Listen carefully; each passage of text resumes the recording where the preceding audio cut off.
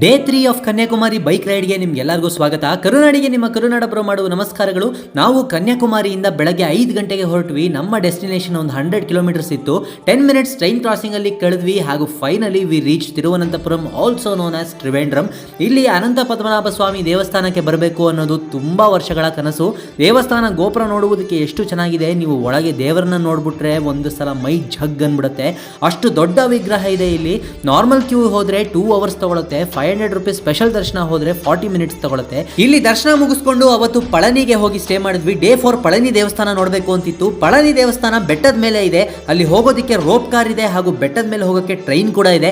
ಆದರೆ ಎರಡಕ್ಕೂ 2 hours Q ನಿಲ್ಬೇಕಾಗುತ್ತೆ. ಅದಕ್ಕಿಂತ ಬೆಸ್ಟ್ ಮೆಥಡ್ ಅಂದ್ರೆ ಬೆಟ್ಟ ಹತ್ಕೊಂಡು ಹೋಗೋದು, ವಿಚ್ ಜಸ್ಟ್ ಟೇಕ್ಸ್ 30 ಮಿನಿಟ್ಸ್. ಸುಬ್ರಹ್ಮಣ್ಯನ ಒಳ್ಳೆ ದರ್ಶನ ಮಾಡಿಕೊಂಡು ಮೈಸೂರಿನ ಕಡೆ ಪಯಣ ಶುರು ಮಾಡಿದ್ವಿ. ಸತ್ಯಮಂಗಳಂ ಘಾಟ್ 6 ಒಳಗೆ ಕ್ಲೋಸ್ ಆಗುತ್ತೆ ಅಂತ ಗೊತ್ತಿತ್ತು. ಅಷ್ಟರ ಒಳಗೆ ಎಂಟ್ರಿ ತಗೊಂಡು ಸೂಪರ್ ಆರೆಂಜ್ ಇರೋ ಸ್ಕೈಯು, ಹೇರ್ ಪಿನ್ ಬೆಂಡ್ಸ್ ಅಲ್ಲಿ ಬೈಕ್ ರೈಡ್ ನ ಎಂಜಾಯ್ ಮಾಡ್ಕೊಂಡು